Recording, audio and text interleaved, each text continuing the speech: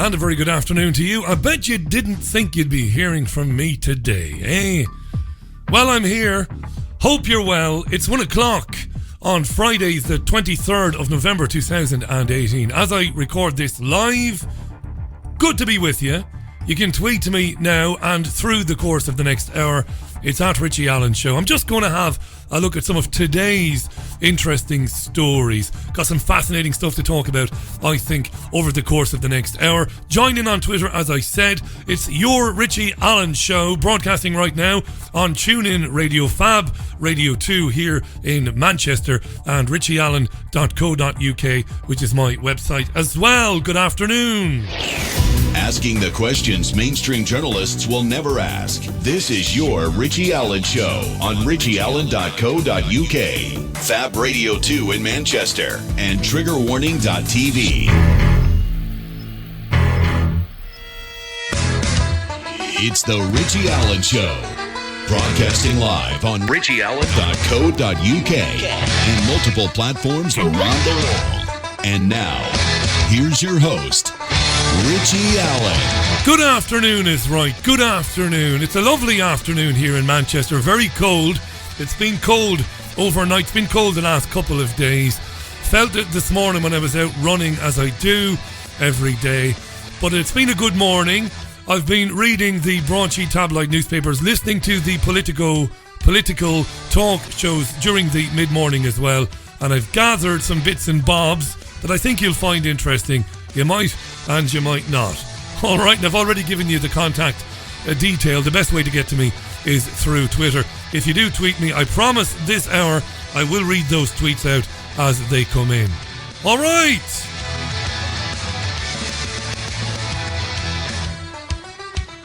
Right, let's jump into it. I decided to forego the news bulletin at 1 o'clock just to buy me a bit more time. I'm never sure when I put together these hours whether it will last an hour or not. This is a funny thing. Despite my 20-year plus experience as a producer, I sometimes think, have you got enough there, Richie, for an hour? And there hasn't been a single occasion in years where it's failed to fill the hour. And yet I still wither away. My brain moves around thinking you mightn't have enough stuff to talk about. With the big gob on me, of course there's enough to talk about. And you'll keep me company, and you'll pipe in yourself with the occasional comment on Twitter. I know that you'll do that. Now, hi to Gillian, to Gail, to Feathers R Us. Gail says it's a lovely surprise. It is a surprise, Gillian. I said last night as I left the Richie Allen Show last night, I said to myself, I said, well, I was supposed to be meeting somebody this morning with a view to discussing possible sponsorship for next year to bring in a few bucks to the programme. That meeting will go ahead, thankfully, but it's been put off till one of the mornings next week, which will suit me, actually. So it will. Right, let's jump straight in then. Got a couple of emails this morning, and I got a couple of tweets this morning from people who listen to the programme regularly, and they told me that David Icke is due to speak at Watford Coliseum this evening as part of his Everything You Need to Know speaking tour, and I was told that the event might be under threat. Now, it doesn't appear right now at this moment in time that it's under threat, and hopefully it won't be, and hopefully it will go ahead. But the reason I was contacted is because the Jewish Labour Movement apparently on a Facebook page asked for people to join them in protesting against David Icke at the Watford Coliseum earlier on. And it seemed that some people connected with the Jewish Labour Movement had been trying to pressure the Watford Coliseum into cancelling the event. I'll read you from the Jewish Labour Movement statement. It said this morning, conspiracy theorist David Icke has launched his first nationwide tour in decades. These morons they're not exactly with the times, are they? He's been travelling the world for most of the last 3 years, dumbos. Right.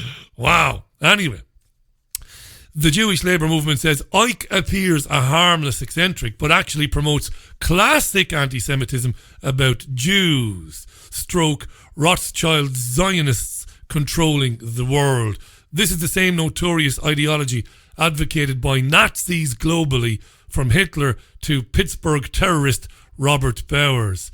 So this is libelous stuff, really, because what they're doing there is they're comparing Icke to Nazis and to a madman who ran into a synagogue and shot people while they were celebrating the birth of a baby. It's just libelous stuff. It's almost laughable, but it's libelous. Labour members from Socialists Against Anti-Semitism are protesting Icke's show in Watford, and we're joining them, says the Jewish Labour movement. We hope to see you there. Now, this has been endorsed by Momentum. You know, Momentum, this allegedly grassroots organisation that has grown up behind Jeremy Corbyn's leadership of the Labour Party. They're an ignorant and odious bunch, our Momentum, but they have a lot of weight. We'll talk about them in a minute. Momentum has tweeted today, conspiracy theorist David Icke promotes classic anti-Semitism about Jews. Rothschild Zionists controlling the world. If his show tonight at Watford Coliseum goes ahead, we'll be joining socialists and others and other Labour members to protest it. Momentum. If it goes ahead. So they're working hard to basically persuade the Watford Coliseum to prevent David Icke from taking the stage in Watford later on. Momentum, interestingly enough, was described earlier this year by Sadiq Khan, the London Mayor of London, as neo-fascist. Now stop shouting. Stop now. I'm not endorsing Sadiq Khan. I have no time for him at all, right? Okay. But neo-fascist, I think he's right. Don't have a listen to, I can't play you the audio, but I can read it for you. Journalist Alex MacDonald was present earlier this year when Jacob Rees-Mogg was speaking at an event, and he was jeered at and screamed at and hollered at by Momentum members who called him fascist and racist and all of that. This is what Alex MacDonald wrote about this, and I think he writes very eloquently. The arrogance of the Momentum movement is staggering. They were not there to debate. They broke in to shut down freedom of speech and stop the sharing of ideas. Buzzwords like racist, homophobe and fascist are thrown around by Momentum so often that most people could be loosely tagged by the machine gun fire of left-wing insults. It is their method of shutting down debate because they don't want to engage and have civilized discussion where they could be challenged on their views. That's brilliantly put. I could never have put it as well myself. MacDonald said they don't want to engage and have civilized discussion where they could be challenged on their views. And then he goes on to write, because it is far easier to tag someone as a racist than it is to be correct. By behaving the way that these Momentum activists have, by shouting over people repeatedly and labelling their opponents, they are absolutely trying to shut down freedom of speech and alternative views. It's a fascistic style of politics. They are stomping down with their iron boots and pretending that it is in society's best interest. It isn't, writes MacDonald. Society is best served by the sharing of ideas and criticism flowing freely rather than the goodwill ideas from groups such as Momentum. That's brilliant. It's a wonderful summation of what these groups do. Look at how they target people, academics who are asking questions about trans issues and other issues as well. They scream abuse at people, they gang up on people, they demand that people are silenced, and increasingly they demand that people are no platformed. This is not new to David Icke. It's been happening to him for a couple of years. It happened last year, almost to the day. This time last year on a Friday, your presenter, was running around Manchester ringing people in show business that I know, ringing people in entertainment that I know to try and secure a venue after Old Trafford, having been put under pressure by these goons, kicked out David Icke and his team. I had the good sense as I was running around Manchester to phone Paul Ripley from Fab Radio, a legend if ever there was one, and Paul put his head together with mine, and his head was twice as useful because Paul secured the Bowlers Exhibition Centre in Trafford Park. Paul Ripley did, and Paul Ripley effectively, with a little help from yours truly, saved the day. This is what they're doing. David Icke is no more a racist than Nelson Mandela was. You know, maybe Mandela was a bad choice there. But he's no more a racist than anybody you could think of. He talks about the banking dynasties and families, the history or the historicity of these groups, royal families through the ages, how these groups have managed to concentrate power into fewer and fewer hands of fewer people. It's got nothing to do with Judaism or Jews, never has done. There's nothing racist or hateful or hurtful about the stuff that he talks about. But these fucking cowards won't debate either him or me or anybody else that talks about what Rothschild Zionism is. And Alex McDonald was brilliant in his summary of what these goons are and how dangerous they are. Scream abuse at people, call them hateful, and then run and hide when those people stand up for themselves and say, hang on a second, I'm prepared to speak with you about this publicly. Let's do it. No, they run and hide. Because their ideology, because their arguments are paper thin when it comes down to it. I proved this last year when I contacted the moronic campaign against anti-Semitism. Giddy the arsehole Falter, who heads up that, and said, come on this programme, you'll get equal time, you won't be shouted down, you'll be treated with the utmost respect and utmost courtesy. And Giddy Falter ran away to his mother's bedroom, hid behind the curtains and said, I don't debate with fascists. Fucking coward. Because there's nothing fascistic about what is being said and what is being discussed at events hosted by David Icke or even Gilad Atzmon or other people like that. I'm leaving that there. I hope Watford Coliseum has the courage to ignore these morons. They've got a right to protest. Absolutely right. They can go there and stand outside and say down with that sort of thing if they want. I would never deny them the right to do that. But how dare they ask a venue with hundreds of tickets sold now, people ready to go and see something, to hear something a bit different. How dare they demand that the man be silenced? 13 minutes past the hour. Right. Tweet me, by the way, if you disagree with me. Just going to casually look at a few stories I came across this morning. This made me laugh. Tommy Robinson and UKIP. UKIP has appointed Tommy the Tit Robinson or Stephen Lennon as an advisor. This was coming, by the way. This bromance was brewing between UKIP leader Gerard Batten, is that his name, and a violent thug and convicted criminal Stephen Lennon. It's a bromance that's been in the wind for a while. Stephen Yaxley Lennon will advise on rape gangs and prison reform. Lennon was in enough prisons, I suppose, that he'd have an opinion on how to reform prisons. Anyway, Nigel Farage, UKIP legend, and the man most responsible for securing, not the referendum result, but for getting the referendum on the table. Well, Nigel Farage is not impressed. Here he is, speaking to BBC Radio 4 earlier today. We read today that Tommy Robinson has been appointed an advisor to UKIP. I'm just simply appalled by that. I mean, UKIP has more electoral appeal today than it's ever had at any point in its history.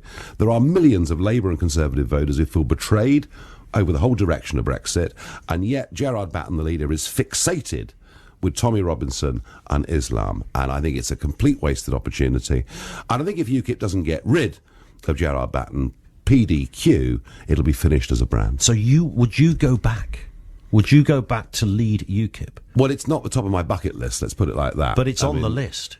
Well, it's not impossible. Nothing is impossible. Look, I spent 25 years fighting for Brexit. If this thing is going to be totally betrayed, I cannot just stand aside and watch. Yeah, the cigarettes will probably kill Farage before he gets to the helm of UKIP again. I don't wish it on him, by the way.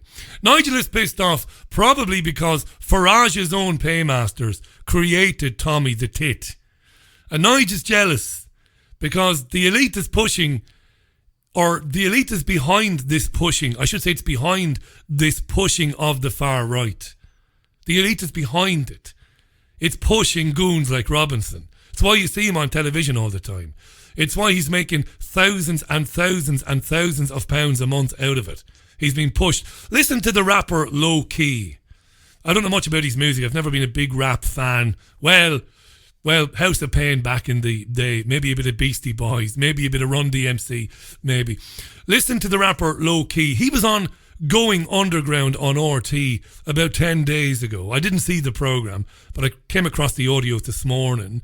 And Low Key was talking about Pharrell, massive successful artist, of course, and other showbiz bigwigs, and why they were raising funds for the Israeli army. Now, I have talked about that on this programme. So while Low Key was musing on why Hollywood and why big music stars are raising money for the Israeli army, which is absolutely ridiculous, anyway, Tommy the Tit Robinson came up. Have a listen. You're a recording artist, notably. Recording artist Pharrell and others have been raising tens of millions for IDF funds for veterans of the Israeli Defense Forces. I understand there's a connection between Pharrell and Tommy Robinson on the ultra-right here. Well, okay, interestingly, Robert Shillman is the... Before he talks about Robert Shillman, when you heard the connection between Pharrell and Tommy the Tit, you were hoping for some remix of something, weren't you?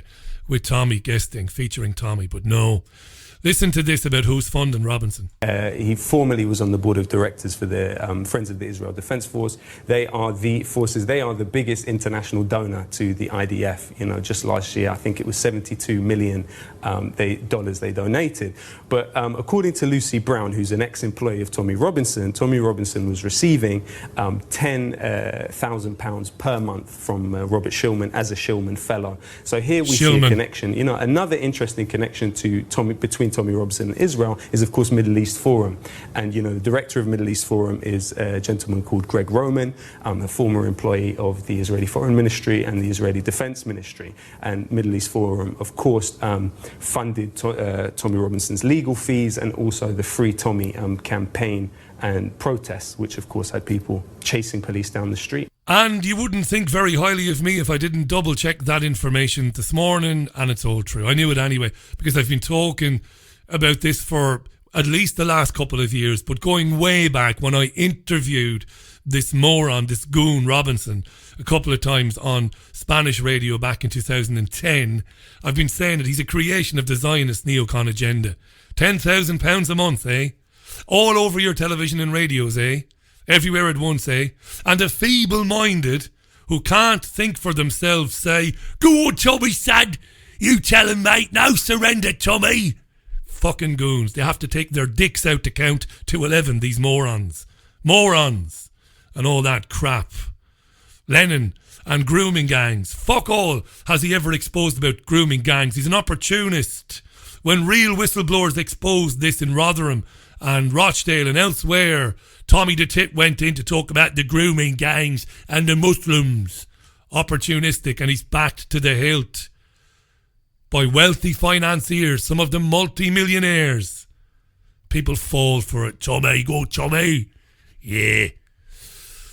Oh, Jesus. 19 minutes past the hour. This is the Richie Allen Show. Unexpected for Friday, 23rd of November 2018. Love to hear from you today. It's at Richie Allen Show on Twitter if you want to send something to me. Ricky tweets, and Tommy Four Names never ever criticises the banking system. Tommy will fit in with the rest of the psychopathic goons. Tommy's part in this debate, in this discussion, again, is to keep people mired in the left-right paradigm, mired in the belief that, you know, identity politics is identity politics. That's good. That's the way out. This is our hero. Let's support him or her. Let's vote for him or her. Of course, the elite loves it. The system loves it because the system created it. And the merry-go-round goes on and on and on and on and on. And they might get tired of Robinson. And he might do something stupid because he's a moron, Robinson. He really does have to take his dick out to count to 11. He's a moron, right? So eventually Robinson will end up in prison because he will smack the wrong person. And he will end up in jail. Not to worry, there'll be a replacement. There always is. David tweets. Oh, this is about internet lockdown. I'll come back to that, David. Hi to Ricky, to Gail. I mentioned Gail already. To David, Cartoon Drunk, how you doing, pal? Nice to know you're listening to the programme. To Susan as well. Keep the tweets coming in at Richie Allen Show on Twitter. Right, let's move on. Speaking of immigration, here's a laugh for you. Hillary Clinton has weighed in.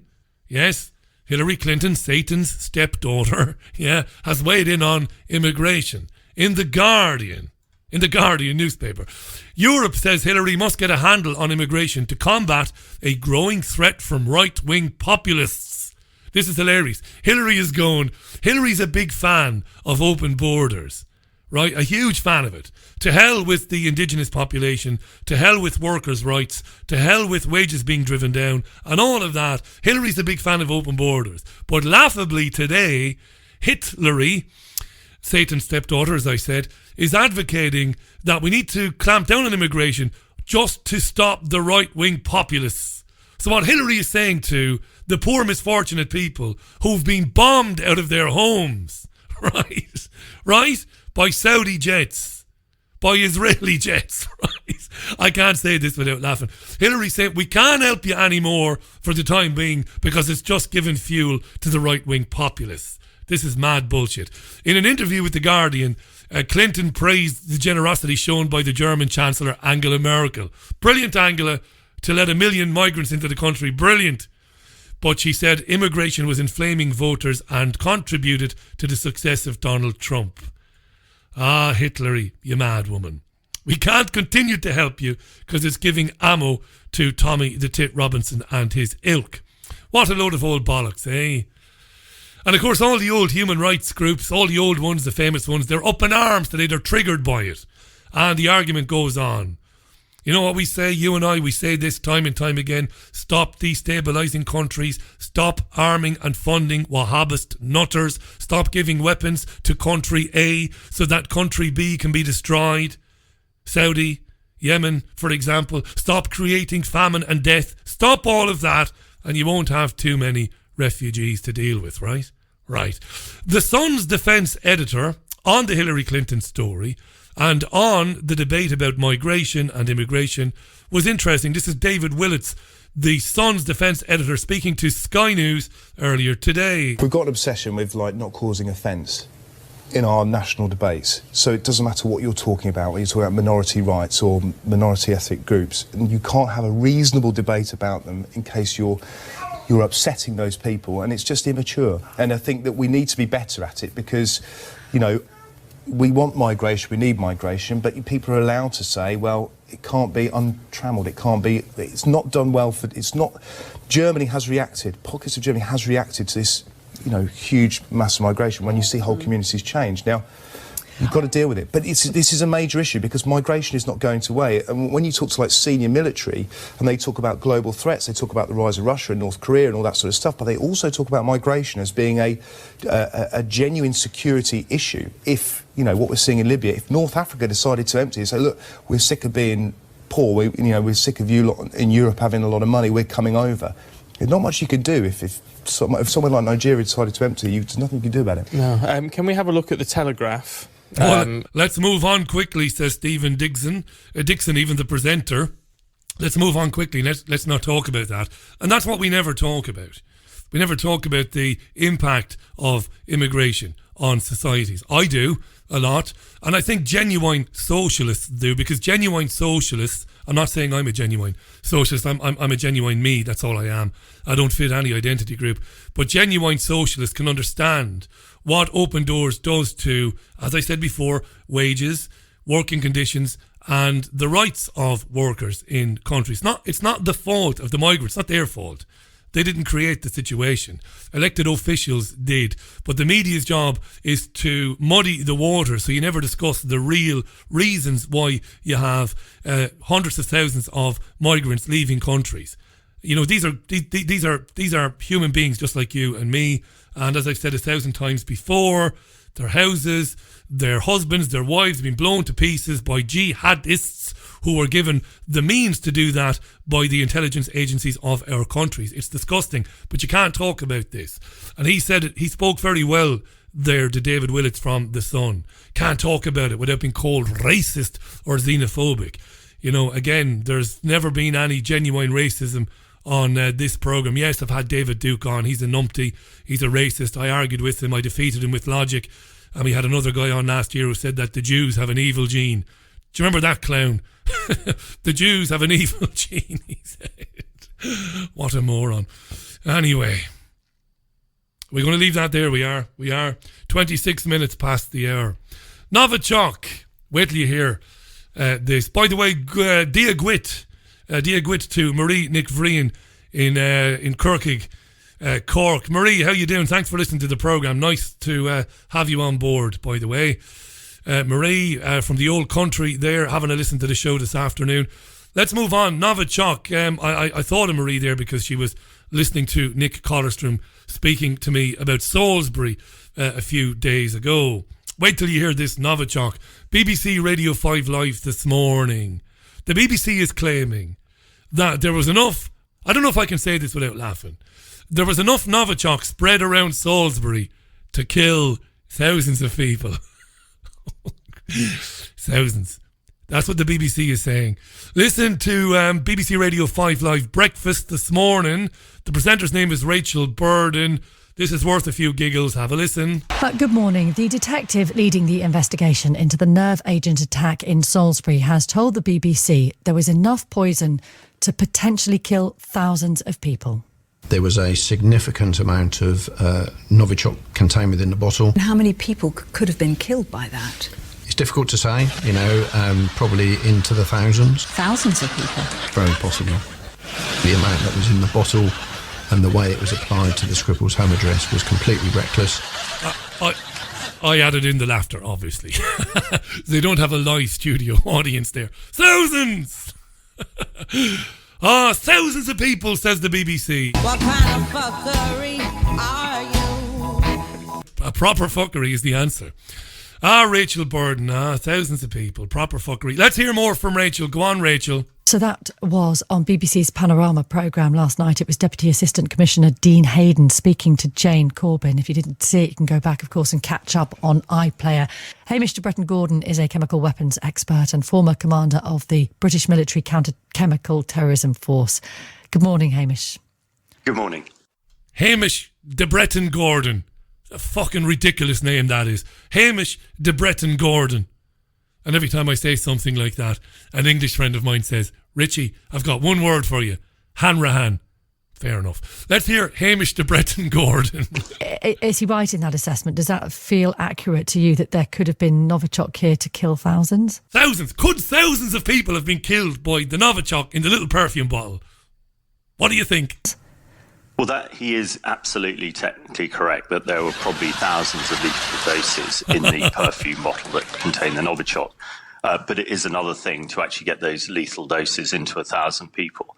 And I think, one of the really positive things that have come out of this is, first of all, our emergency services and military and the NHS have done a fantastic job and undoubtedly saved 5 people's lives. And we now know how to deal with this. But it was completely reckless. This Novichok was spread all over Salisbury and up to London.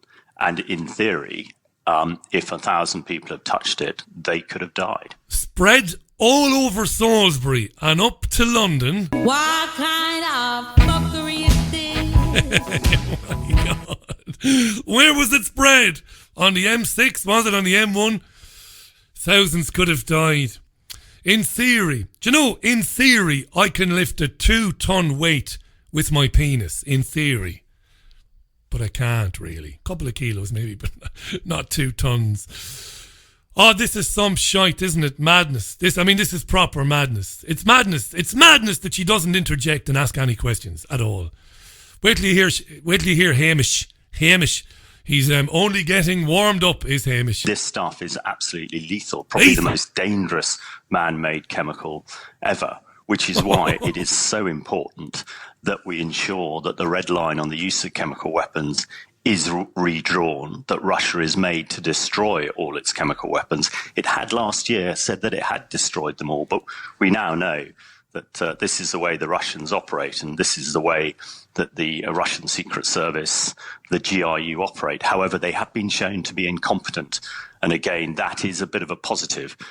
We are probably a little bit safer now that we know how they operate, and we know that at the moment, they are pretty incompetent. Yeah. Yeah, says Burden. Yeah, that's her response to that absolute propaganda bullshit. Yeah.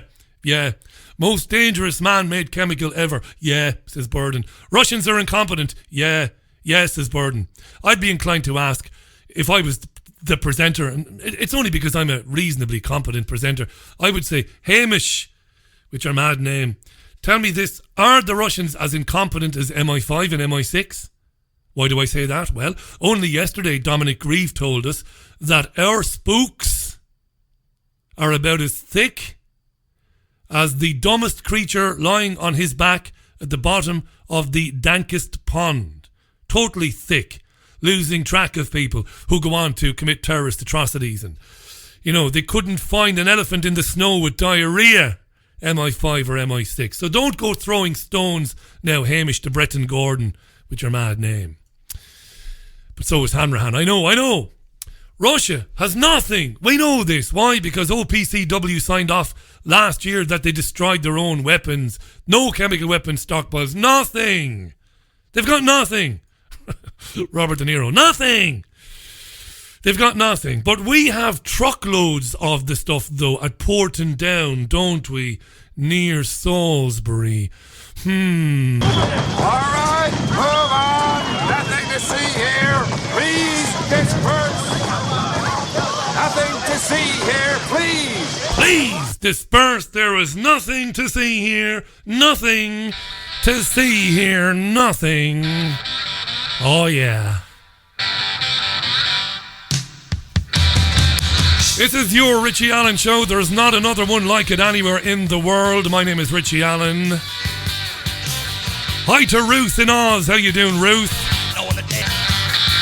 George Thorogood there. If you're just joining the programme, you've missed quite a bit. It's 25 minutes to 1, to 2 even, to 2.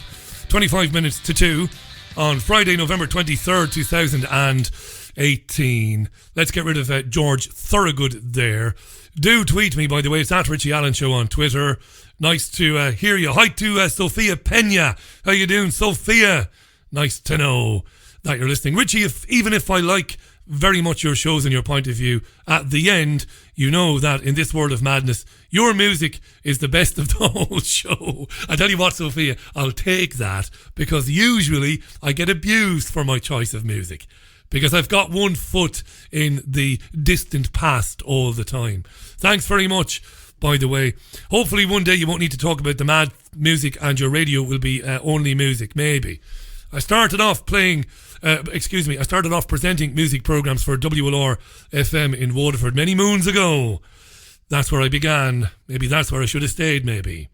Hi to Paul Craven. Richie, has MI5 outsourced to foreign contractors, or are we really getting dumber? Unbelievable propaganda coming at us in these bonkers times. It's unbelievable, Paul. It's hard to understand, and the reason it is because the presenters are worthless. Worthless, the presenters. Useless. Their job is to sit there and not to ask any questions. Just to say, hello, Mr. Mad Name from Chemical Weapons Expertise, whatever your name is, with the ridiculous name, Gordon, how you doing? Is it true that thousands of people could have died? Let him speak, and then at the end say, oh, thanks for that. Goodbye. Don't ask him any questions. There, good girl. Move on. Right, something serious. Nearly 1 in 4 young women has a mental illness, with emotional problems such as depression and anxiety the most common. Figures for England show. This is for England.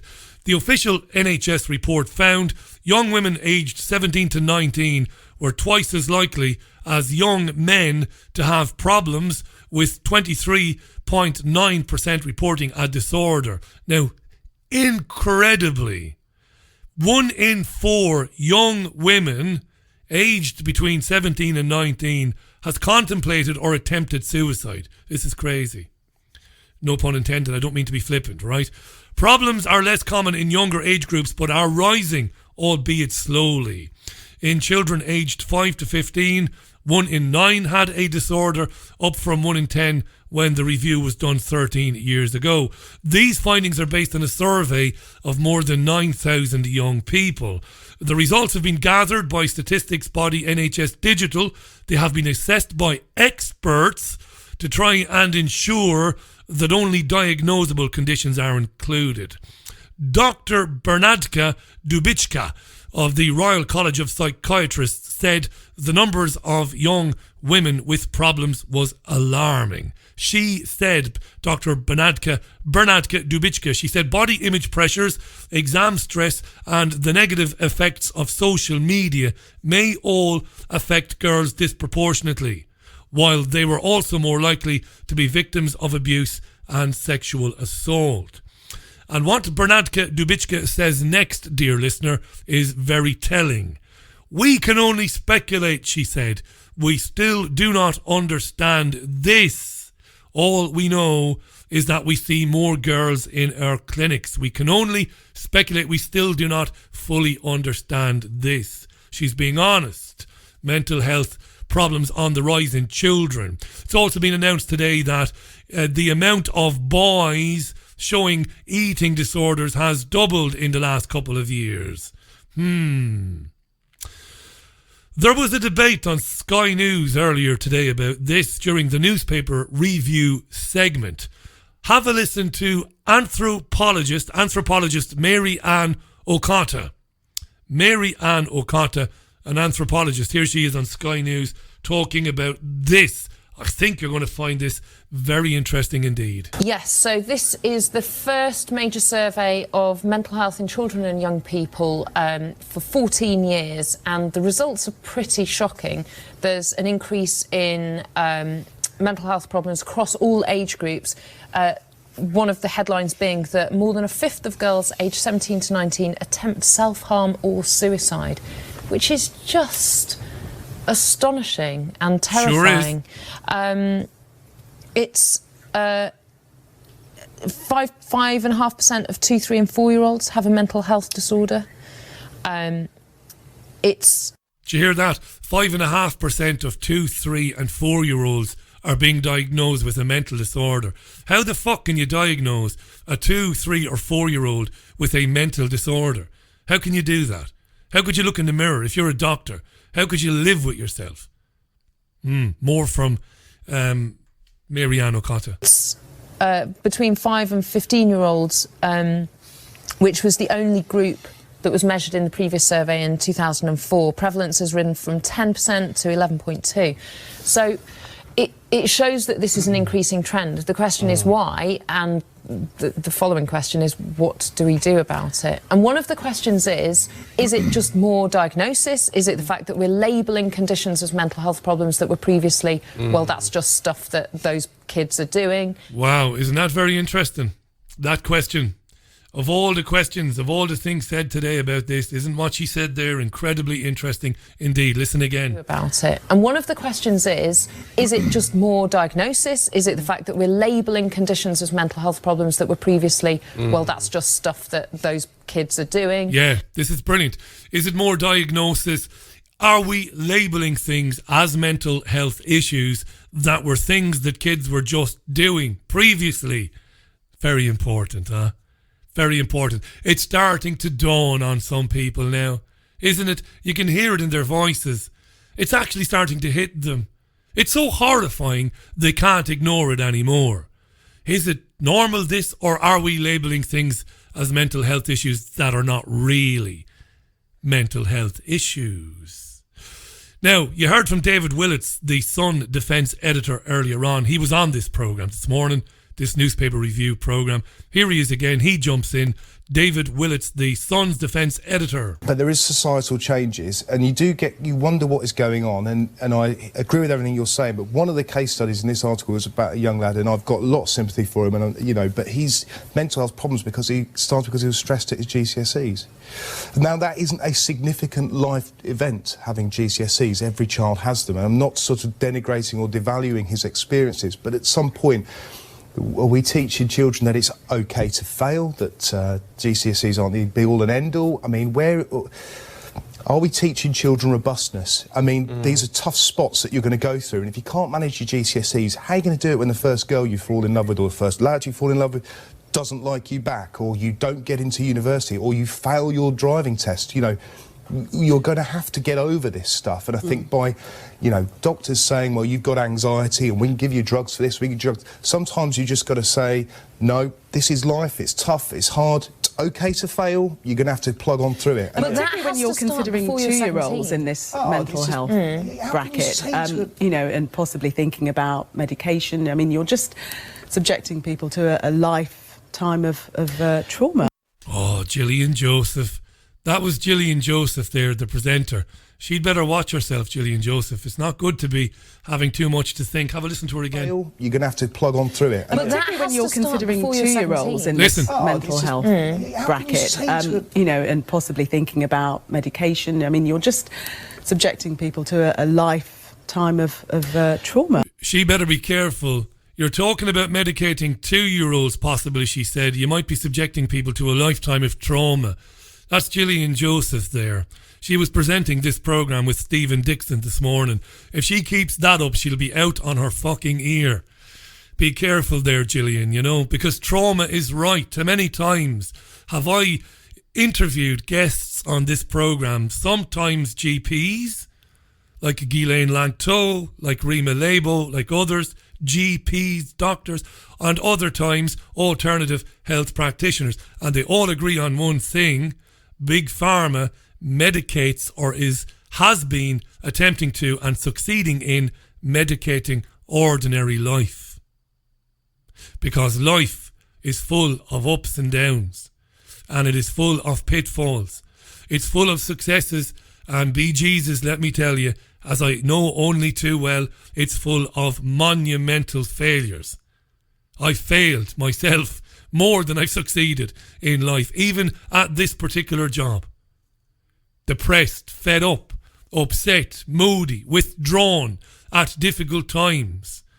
But I had people that I loved and who loved me around me, and they gave me a kick in the arse. Now, I'm not saying that everybody who's got depression needs a kick in the arse. I know that people need to be treated. I know that there is a part for psychiatry to play, and for particularly, I would say, for counselling to play in helping people get back on their feet. Don't think I'm saying anything otherwise. I am not. Now fucking listen to what I'm saying. Don't be triggered. Fed up of getting emails from people who hear 15 seconds of something I say and then they come back at me and say, oh, you're hateful, you're a big bully, you think everybody is soft. No, I don't think everybody is soft. Of course people need help. But what big pharmaceutical companies have been doing, and they have been enabled to do it by the World Health Organization, is to invent problems, to invent mental health problems so that they can provide the medication for it. They are medicating life problems. Things that happen to all of us, bereavement, like David Willits said there, the worry and the stress about exams. If only I knew, eh? If only I knew what monumental bollocks it was when I was studying for exams and I was petrified about failing. If only I knew. But they're medicating it now. That's what's happening. But why are youngsters in serious trouble? Because they are. A lot of youngsters are in serious trouble with their self-image, with their feeling of self-worth. Anxiety. Why? I would say, play the music. I'm not going to play any music. Vaccines, screen time, and many other recent environmental factors. Heavy metal exposure and everything else I mentioned. Screen time. All of these things which nobody is questioning. Let me remind you again what the doctor said earlier on.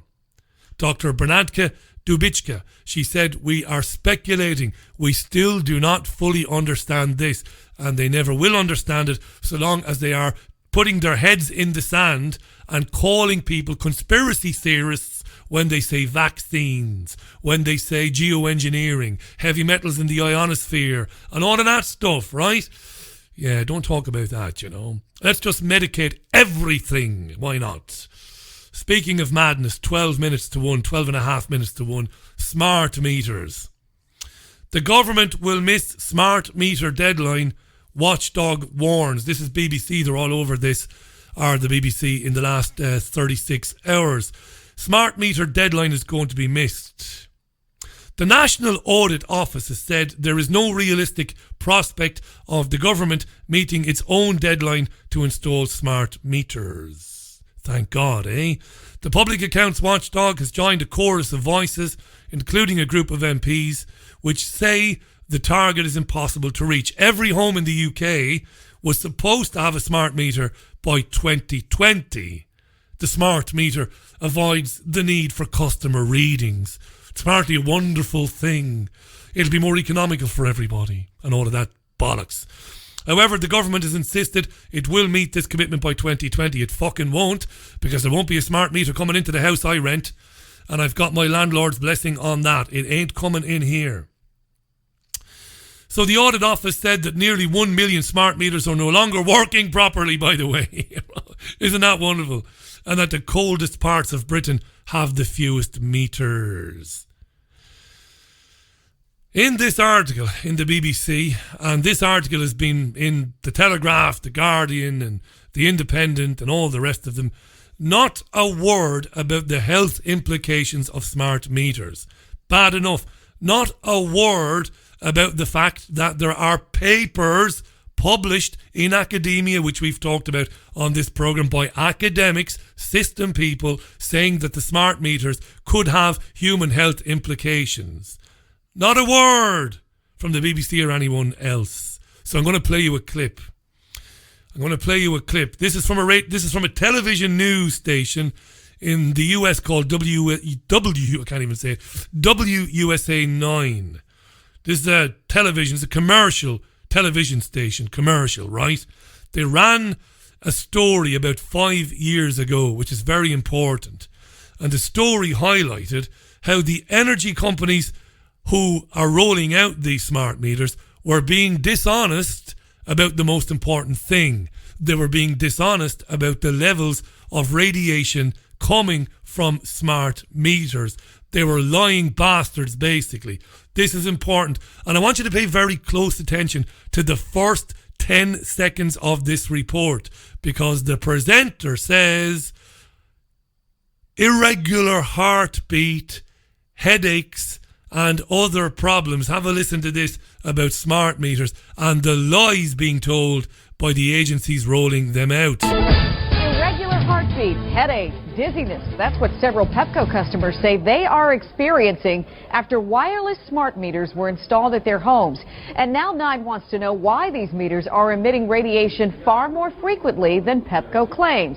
Our Kristen Fisher uncovered this new evidence. And Kristen, this is similar to the radiation debate over cell phones and cancer, right? Yes, this is very similar to that debate in that it's the same kind of radiation, and the research into its safety is not conclusive. But here's the big difference. You can choose how often you use your cell phone, right? But with smart meters, you don't have a choice. The frequency with which you are exposed to this radiation is determined by the power company. Did you hear that? It's the same in the UK. The frequency is determined by the power company. How lovely. This is great journalism, this. You know, within the commercial media, within national media, as friends of ours have said before, there are still one or two gems, you know. People still trying to get some information out there to people. This is brilliant. And every household in the UK should have this knowledge. They decide the frequency of these things, not you. Power company. And as I found, it may be a lot more frequent than they claim. Oh, it may be, they might be turning up the frequency and it might be pulsing far more frequently than they actually tell you. This is a meter that tests for radio frequency radiation. the same kind of radiation that's emitted by smart meters. And today, Desiree Jaworski with the Center for Safer Wireless, an independent group that questions the safety of smart meters, is using this device to test 3 Pepco customers' smart meters. We turn off anything else that might emit this radiation, our cell phones, my wireless microphone. That way we know that any radiation we pick up is coming from the meters. So this is a smart meter bank. It's inside a Northwest DC condominium building, and there's 32 different smart meters inside this building. So what I did was I brought in a meter that measures the levels of radio frequency radiation, and what I'm finding is that these smart meters are emitting radiation every few seconds. Yeah. But Pepco says smart meter communications take place every 4 to 6 hours. What Pepco says is happening is that these smart meters send out communications every 4 to 6 hours on a daily basis. But what we're seeing is that these smart meters communicate about 4 to 6 times a minute, if not more. Yeah. We also tested 2 single-family homes, and even with just one smart meter, we got the same readings.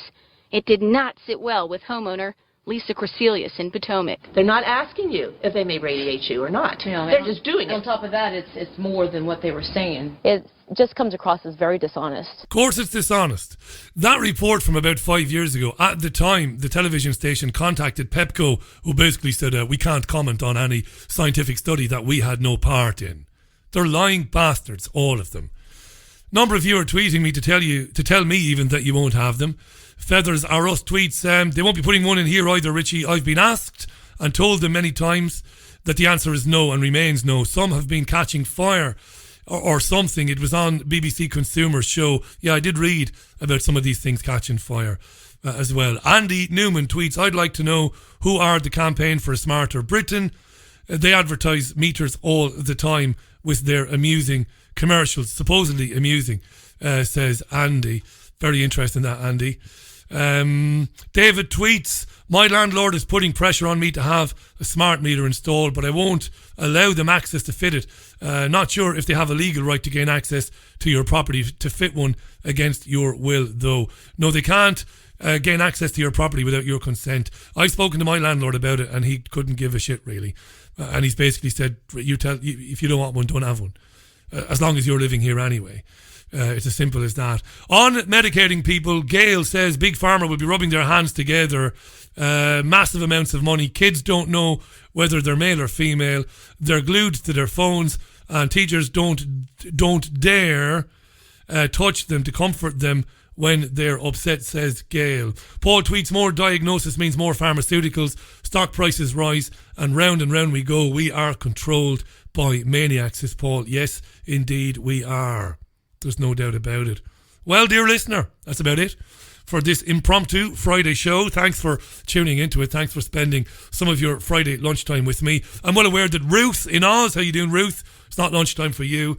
It's the small hours, I reckon, now of Saturday morning there, Ruth. Yeah, well, we'll love you and leave you. Sunday View will be live as usual on Sunday morning at 11 a.m. That's GMT, Greenwich Mean Time, which is UK time, Sunday View, where I'll be looking at the Sunday newspapers, but also bringing you the best interviews and reaction from the Sunday morning talk shows on BBC News and Sky News, as well as one or two other bits and bobs. That's Sunday View.